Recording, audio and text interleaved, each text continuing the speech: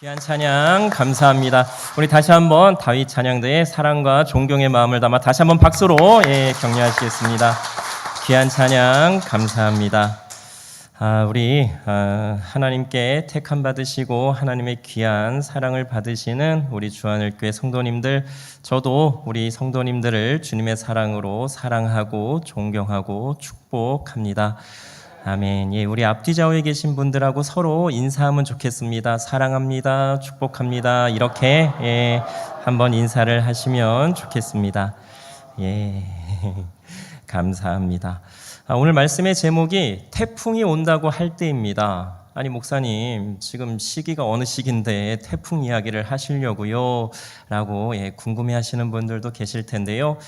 사실을 좀 말씀드리면 이 말씀은 하나님께서 꽤 오래전에 사실은 저에게 처음으로 주신 말씀입니다. 제가 이제 신학교에 가고 이제 전도사로 이제 사역을 나가기 위해서 이제 준비할 때에 2007년 여름쯤에 하나님께서 저에게 주신 첫 번째 말씀입니다. 그래서 제가 어느 교회를 가든지 처음으로 이제 말씀을 전할 기회가 생기게 되면 하나님, 제가 하나님께서 주신 이 첫 말씀을 가지고 말씀을 전하도록 하겠습니다 하고 이제 약속을 드려서 우리 교회에서 이제 지난 금요일 날 말씀을 전할 기회가 있었지만 금요 기도회는 기도회를 위한 말씀을 전해야 되기 때문에 이 말씀을 전하지 못했고요. 오늘은 이제 기회가 돼서 이 말씀을 전하게 되었습니다.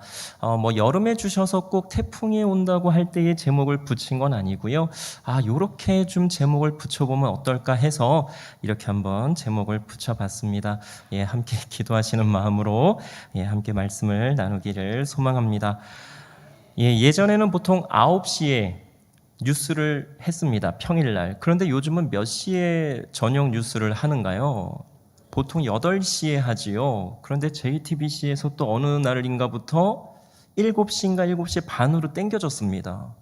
JTBC는 너무 앞서가는 것 같아요. 어쨌든 보통 이제 9시, 지금은 보통은 8시에 이제 저녁 뉴스를 하게 되는데요. 저녁 뉴스를 다 방송하고 나서 스포츠 뉴스를 방송하고 그 다음에 나오는 뉴스가 어떤 뉴스입니까? 일기예보입니다. 보통은 마지막에 이제 일기예보가 나오게 되는데요. 그 보통의 날과 다름없이 뉴스를 보고 일기예보를 보고 있는데 기상캐스터가 이렇게 이야기를 하는 겁니다. 일주일 정도 후에 아주 거대한 태풍이 남서쪽에서부터 올 거라고 그렇게 이제 예보를 하는 겁니다.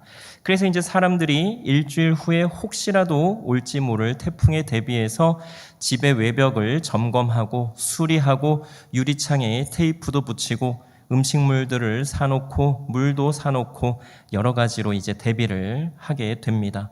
그리고 잘 준비한 사람들은 태풍이 올 때에 잘 견딜 수가 있습니다. 그런데요, 제대로 준비하지 않고 일기예보를 믿지 않은 사람들은 태풍을 견디기가 매우 힘이 듭니다. 힘든 정도가 아니라 견디지 못해서 죽는 사람들도 있습니다. 예보를 믿지 않고 듣지 않고 바다로 나가거나 물로 나가서 죽는 사람들도 있습니다. 왜 그렇습니까? 경고를 무시했기 때문에 그렇습니다. 분명히 일주일 후에 태풍이 올 것이라고 했습니다. 누구나 다 알 수 있을 만큼 크게 그리고 자주 알렸습니다. 그런데도 듣지를 않은 것입니다. 우리의 모습은 어떻습니까? 태풍이 온다고 할 때를 대비해서 잘 준비하고 있습니까? 예수님께서 말씀하셨습니다. 내가 언제 다시 올지는 나도 모른다. 오직 아버지께서만 아신다라고 말입니다. 마태복음 24장 36절에 보면 예수님께서 이렇게 말씀을 하시는데요. 그러나 그 날과 그 때는 아무도 모르나니 하늘의 천사들도 아들도 모르고 오직 아버지만 아시느니라. 아멘. 마가복음 13장 32절에서도 동일하게 말씀하고 계십니다. 그리스도인 된 우리는 깨어 있어야 할 것입니다. 그리고 언제 오실지 모를 예수님을 맞이할 수 있도록 잘 준비하고 있어야겠습니다. 우리는 우리 스스로에게 물어보아야 합니다. 나는 과연 잘 준비하고 있는가? 잘 준비되어 있는가? 예수님께서 지금 당장 오신다고 해도 부끄럽지 않을 만큼 잘 준비하고 있는가를 말입니다. 오늘 우리가 읽은 말씀은 예수님께서 천국에 대해서 비유로 말씀하신 것입니다. 그리고 오늘 우리가 주의 깊게 보고자 하는 부분은 신랑을 맞으러 나간 그 신부의 들러리들의 자세입니다. 예수님께서 활동하시던 당시에는 혼인을 할 때에 신랑이 오게 되면 신부의 들러리들이 등을 준비해서 맞이했다고 합니다. 그런데 등에 불이 꺼져 있거나 하면 대단히 큰 신뢰였다고 하는데요. 당시에 혼인 예식을 밤에 했다고 합니다. 아니 왜 밤에 혼인 예식을 했는가에 대해서 궁금해 하실 수도 있는데요. 여러 가지 그 자료들을 살펴본 것을 바탕으로 말씀을 드려보면 한 두 가지 정도로 정리를 해서 말씀을 드릴 수가 있겠는데요. 하나는 지금도 그러는지는 모르겠지만 예수님 당시에는 그쪽 지역의 하루의 시작이 해가 질 때가 하루의 시작이었기 때문에 혼례 예식을 밤에 거행했다. 이런 또 자료가 하나 있고요. 또 하나는 이스라엘이 아시는 대로 사막 기후와 비슷해서 낮에는 무척이나 덥고 해가 뜨거워서 해가 진 밤에 그래도 조금은 더 선선한 때에 했다라고 하는 그러한 추측성 자료가 있기는 합니다. 이 두 가지 정도가 좀 유력하지 않을까 싶기는 한데요. 나중에 우리가 또 천국에 가서 왜 그렇게 했는지 또 한번 확인해 보면 좋겠습니다. 오늘 본문 말씀에서 말하고 있는 슬기 있는 처녀들은 어떤 사람들입니까? 등을 들고 나가며 기름을 준비한 사람들입니다. 어떻게 보면 당연한 것입니다. 그런데 등을 들고 나가며 기름을 준비하지 않은 미련한 사람들로 인해서 이 평범한 보통의 사람들이 슬기롭게 비춰집니다. 그리고 대답도 매우 슬기롭게 잘 합니다. 신랑이 온다는 소식에 기름을 준비해 오지 않은 사람들이 기름을 좀 빌려달라고 하자 우리가 같이 쓰게 되면 모자랄 수도 있으니까 차라리 가서 기름을 사오라고 그렇게 이야기를 합니다. 기름을 준비하지 않은 사람들은 신랑이 온다고 하는데도 불구하고 기름을 사러 갑니다. 저 같았으면요, 그냥 옆에 붙어 있었겠습니다. 신랑이 언제 도착할지 모르는데 어차피 등을 들고 있는 사람 옆에 있으면 나도 그 혼인 예식에 참여를 할 수 있기 때문인데요. 조금은 창피하고 당시의 관행으로 봤을 때에는 굉장히 실례이지만 그리고 굉장히 죄송스럽지만 그래도 그 신랑이 저도 알아보고 함께 혼인 예식에 참여할 수가 있을 테니까 그럴 때는 조금 뻔뻔하게 저의 경우는 그렇게 했을 것 같은데요. 우리 성도님들은 어떠셨을 것 같습니까? 집에 가서 한번 고민해 보시고요. 자, 우리 사랑하는 성도님들, 만약 언제 어느 때에 예수님께서 오신다고 한다면 어떻게 하시겠습니까? 만약 일주일 후에 예수님께서 오신다고 한다면 무엇을 어떻게 준비하시겠습니까? 한번 깊이 생각해 보아야 할 문제입니다. 무엇을 어떻게 준비할 것인가? 막막하시지요? 잘 모르겠습니다. 제가 말씀드리는 이것이 정답은 아니겠지만 저는 이렇게 자신 있게 말씀을 드리겠습니다. 지금처럼 하시면 됩니다. 늘 하시던 대로 예배 드리시고요. 찬양 드리시고요. 말씀 읽으시고 묵상하시고 기도하면서 하나님께서 우리에게 나에게 원하시고 말씀하시고 인도하시는 대로 그리스도인답게 살면 되시겠습니다. 다른 특별한 것이 없습니다. 그리스도인들은 늘 하던 대로 열심히 살던 그 모습 그대로 예수님 오시기를 기다리면 되는 것입니다.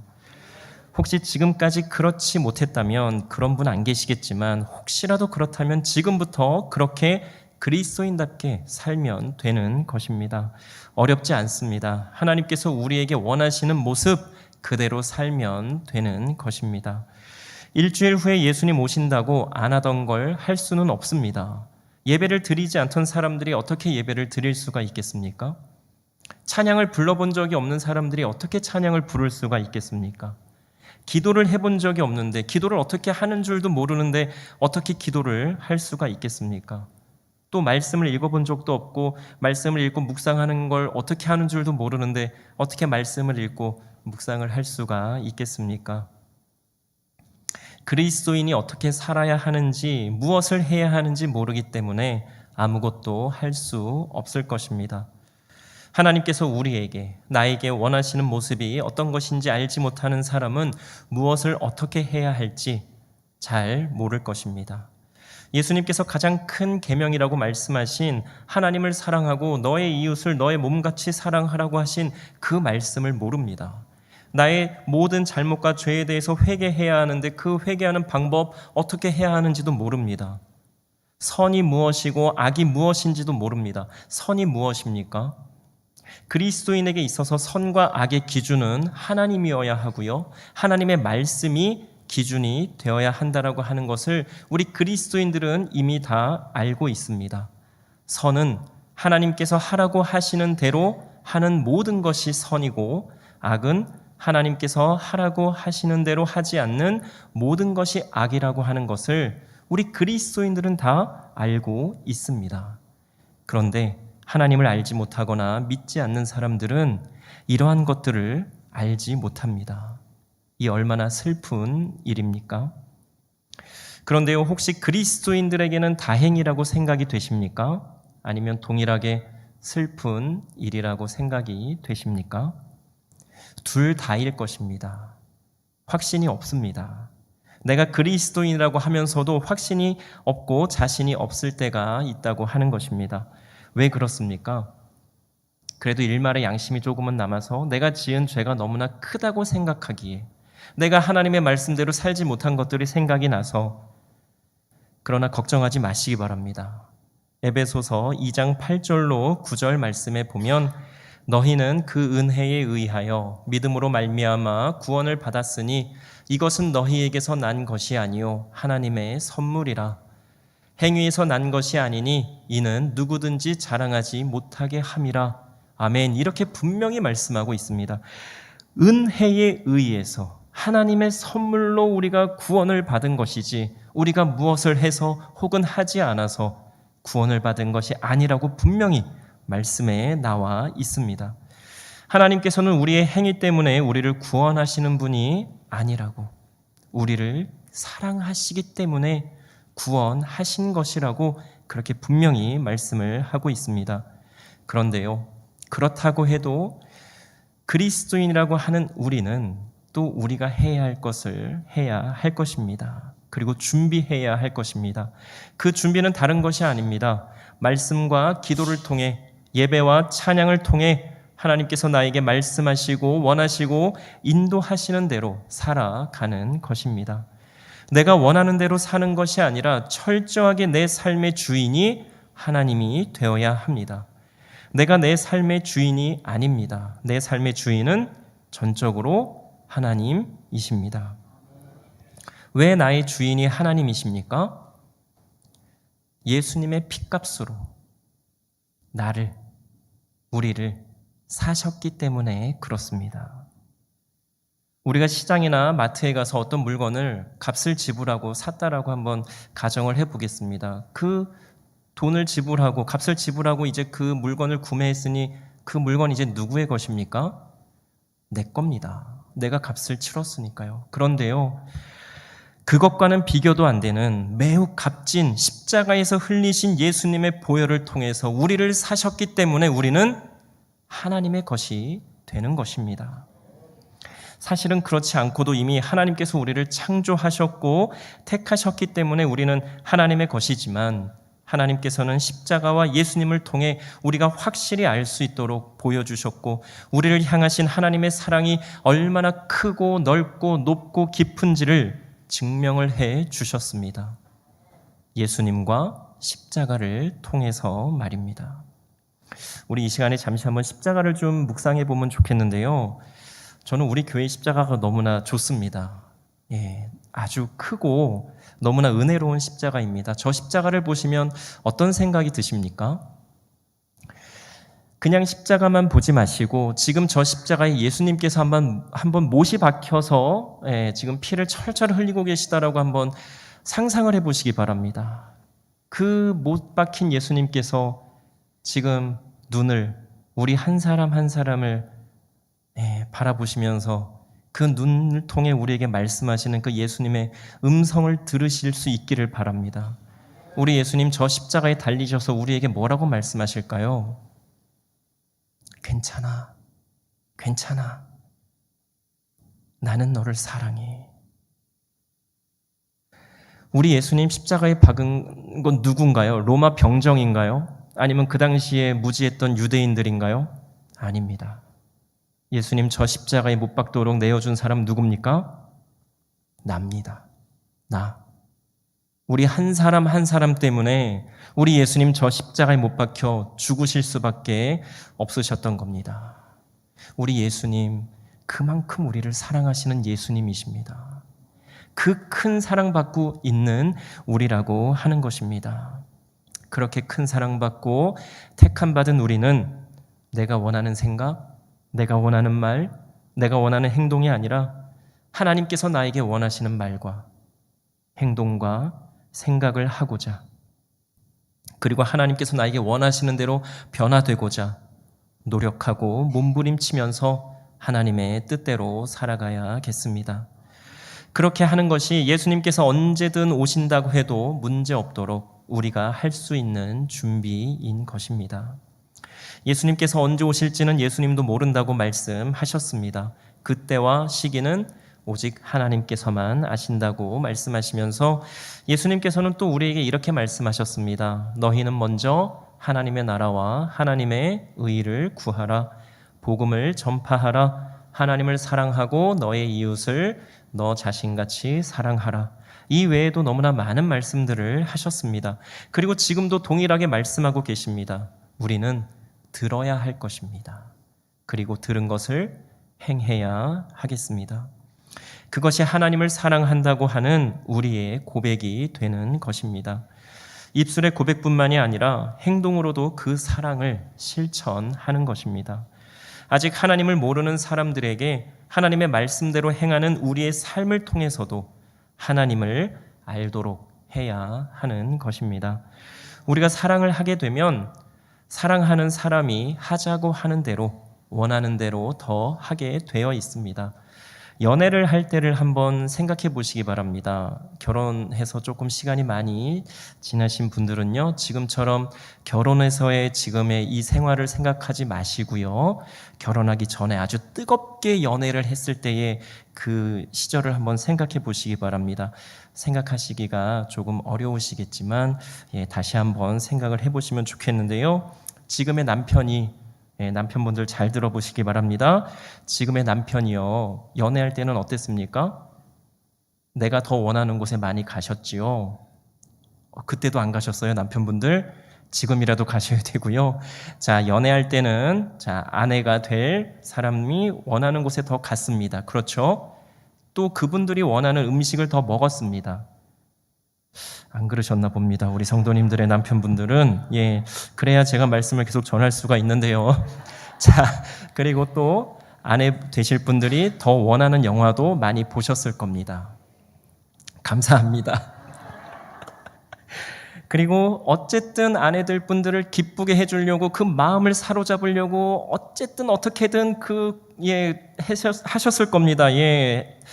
죽으라면 죽는 신용까지도 할 정도로 그렇게 사랑의 표현을 하셨을 거고요. 그리고 거짓말은 아니지만 정말 진심을 담아서 이런 말을 하셨을 거예요. 손에 물 묻히지 않게 해줄게. 이거는 하셨군요. 저도 동일하게 했습니다. 그런데요, 이게 거짓말이 아니고요, 아내분들 진짜 진심입니다. 남자들의 진짜 진심이에요. 그런데 죄송하게도 현실은 어떻습니까? 손에 물 묻힐 일 많고요. 손에만이 아니라 눈에도 눈물이 너무 맺힐 날이 많습니다. 그러시죠? 그래서 남편분들이 뭘 사주세요? 성능 좋은 고무장갑을 사주시잖아요. 저도 제 아내에게 그런 말을 했었습니다. 정말 진심을 담아서 자매님, 제가 손에 물 묻힐 일 없도록 고생시키지 않겠습니다 라고 고백을 했는데요. 정말 참 현실은 아내에게 그저 고맙고 미안하고 같이 살아주는 것만으로도 하나님께 참 감사하고 있는 현실입니다. 우리 남편분들이 거짓말하신 게 아니에요. 그렇죠? 진짜 아멘. 진심을 담아서 정말 고생시키지 않겠노라 했지만 세상이 그렇게 만만치 않다라는 것을 지금도 깨닫고 있는 거죠. 사랑하는 성도님들, 사랑한다는 것은 그런 것입니다. 내가 사랑하는 그 상대방이 더 원하는 것을 하게 되고요. 상대방을 위하며 살겠다고 하는 것이 바로 사랑입니다. 내가 사랑한다고 하면서 상대가 원하는 것을 전혀 하지 않는다면, 상대방을 위하지 않는다면 그것은 사랑이 아닙니다. 혹시 연애하고 계신 분들 여기 안 계시죠? 계신가요? 연애하고 계시는 분들 중에 방송을 통해서라도 혹시 보고 계시다면 한번 생각해 보시고 확인해 보시기 바랍니다. 연애 중인데 내가 원하는 것보다 본인이 원하는 것을 더 한다? 좀 생각을 해 보셔야 됩니다. 그리고 결혼하신 우리 선배님들의 조언을 꼭 들으시기 바랍니다. 혹시라도 결혼하면 변하겠지, 달라지겠지 이런 생각하신다면 뭐라고 말씀해 주시겠어요? 어린 반푼어치도 없는 그런 소리 생각하지 말고 결혼 전부터 그랬으면 결혼 후에는 더 어쩌고 저쩌고 할 테니 뭐 그러시겠지요. 그리고 이미 결혼해서 살고 계시는 분들은요, 죄송합니다. 방법이 없습니다. 그저 내 십자가려니 하는 마음으로 남편분들 긍휼히 여겨주시고 끝까지 그 십자가 놓지 마세요. 다른 사람한테 넘기시면 안 됩니다. 그 힘든 십자가를 왜 본인만 지셔야지 다른 사람에게 양도하시려고 하십니까?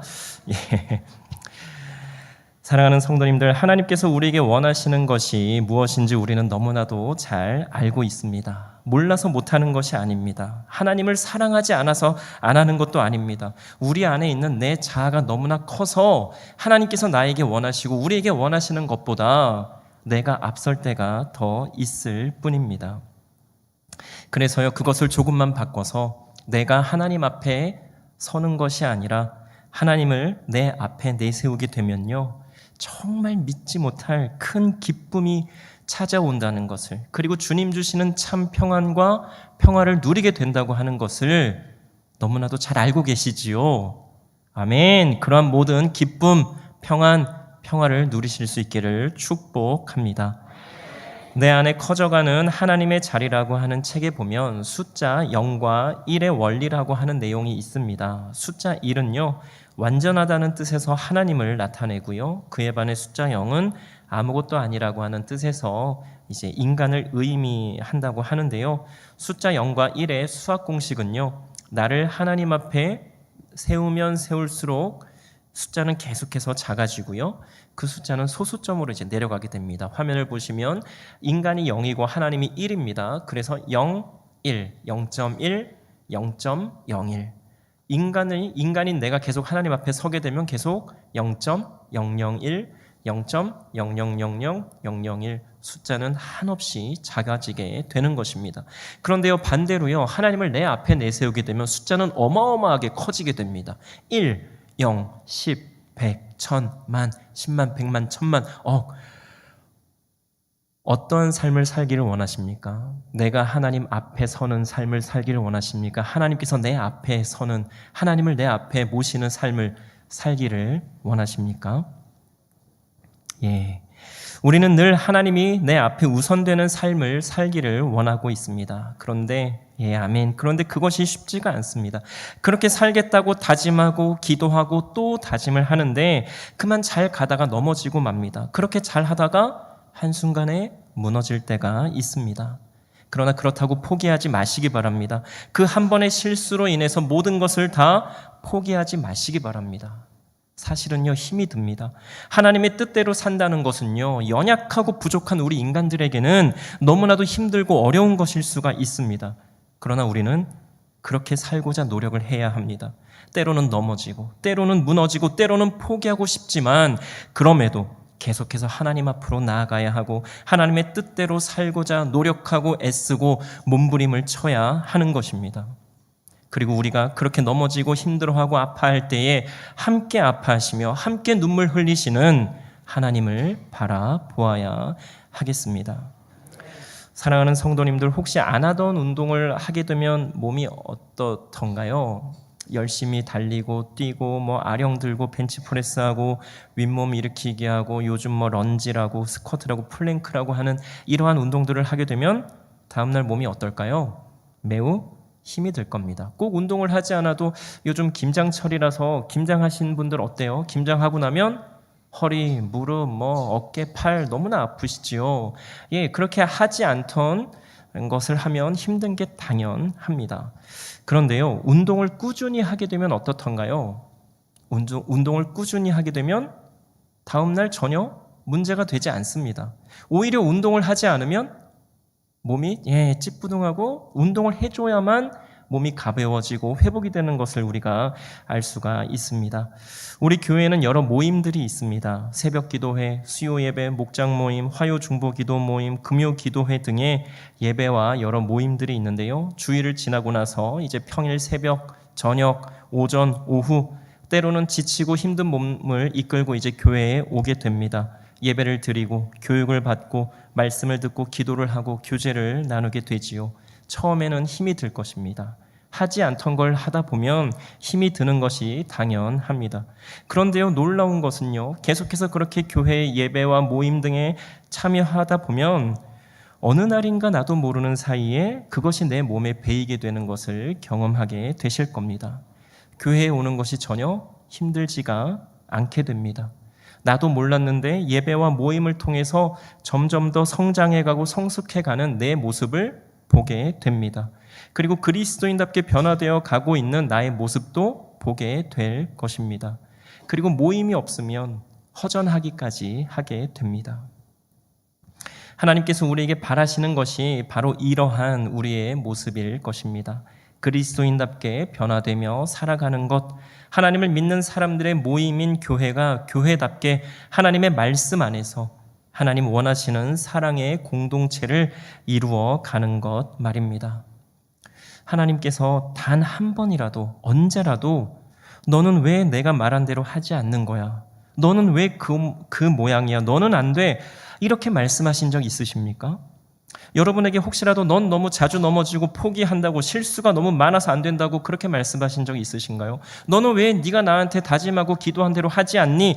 이렇게 하나님께서 우리에게 말씀하신 적 있으신가요? 아니지요. 등불을 들고 나가며 기름을 채우지 않고 나간 슬기롭지 못한 처녀들과 같은 우리들에게 사랑의 하나님께서는 언제나 말씀하십니다. 나의 사랑하는 아들아, 나의 사랑하는 딸아, 내가 너를 사랑한다. 괜찮다. 괜찮아. 힘들지? 때로는 실수를 한다고 해도, 때로는 넘어진다고 해도 괜찮다. 내가 너를 사랑한다. 나와 함께 가자. 내가 너와 늘 함께 해 줄 것이다. 우리 하나님은 언제나 우리에게 이렇게 말씀해 주십니다. 힘을 내라고. 다시 시작하면 된다고. 내가 도와줄 것이라고. 사랑하는 아들아, 사랑하는 딸아, 괜찮다. 괜찮다. 우리의 삶에서 이러한 사랑의 하나님의 음성을 매일 매 순간 들으실 수 있기를 축복합니다. 우리 주님께서 주시는 참된 평안과 참된 평화, 참된 기쁨과 참된 행복, 그리고 참되고 진정한 감사를 이제부터 예수님 오시는 그날까지 계속해서 내 안에 차고 넘치도록 부어주시는 하나님의 은혜를 누리며 사시기를 축복합니다. 하나님의 사랑으로, 하나님의 은혜로 모두 가능한 그 평화, 행복, 감사, 기쁨을 말입니다. 우리는 그저 하나님께서 나에게 참으로 원하시는 삶을 살기 원한다고 고백하며 나아가면 되는 것입니다. 예수님께서 내 이름으로 무엇이든지 내게 구하면 내가 행하리라라고 요한복음 14장 14절 말씀에서 말씀하신 것처럼 우리는 그저 구하는 것입니다. 그리고 이어서 15절에서 말씀하신 너희가 나를 사랑하면 나의 계명을 지키리라라고 말씀하신 것처럼 우리는 그렇게 하면 되는 것입니다. 그렇게 하기만 하면 그 이후의 모든 것은 우리를 너무나 사랑하셔서 독생자 아들까지 보내주시고 내어주신 사랑의 하나님께서 모두 다 이루어 주실 줄로 믿습니다. 예수님께서는 언제인지 모르지만 곧 다시 오신다고 말씀하셨습니다. 우리는 예수님 다시 오시는 그날까지 지금처럼 그리스도인답게 잘 준비하며 하나님과 함께 동행하는 삶을 살아가면 되는 것입니다.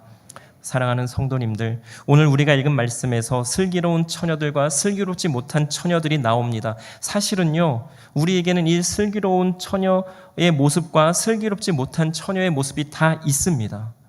인정하고 싶지 않지만 우리의 모습에서 이 두 모습을 다 볼 수 있기 때문에 그렇습니다. 그러므로 우리는 더욱 겸손히 하나님과 함께 동행하며 하나님의 사람답게 살아가고자 노력해야만 하겠습니다. 그리고 하나님께서 원하시는 모습대로 변화되며 더욱 그리스도인답게 살아가고자 노력해야 하겠습니다. 사랑의 우리 주님 다시 오시는 그날까지 하나님과 동행하며 그리스도인답게 살아가는 우리 모두가 되기를 주님의 이름으로 간절히 소망하며 축복합니다. 기도 드리시겠습니다. 사랑과 은혜의 하나님, 참으로 감사합니다. 우리를 하나님의 귀한 자녀 삼아주시고 사랑해 주시니 참으로 감사합니다. 하나님의 자녀된 우리가 하나님의 사람답게 살아가기를 원하오니 예수님 오시는 그날까지 하나님의 사람답게 살아갈 수 있도록 인도하여 주시고 도와주시옵소서. 우리를 진정한 그리스도인 되도록 변화시켜 주시고 변화되게 하여 주시옵소서. 그리하여 하나님의 계획하심과 뜻하심대로 살아가는 우리가 되게 하여 주시고 하나님께 영광이 되며 기쁨이 되는 내가 되게 하여 주시옵소서. 예수님 다시 오시는 그날까지 지금처럼 잘 준비하게 하여 주시옵소서. 감사드리며 예수님 이름으로 기도드립니다. 아멘. 지금은 우리 주 예수 그리스도의 은혜와 하나님의 사랑하심과 성령님의 역사하심과 교통하심이 귀한 주하늘 교회 위에와 귀한 성도님들 위에 이제로부터 영원토록 늘 함께 하여 주시기를 간절히 축원하옵나이다. 아멘.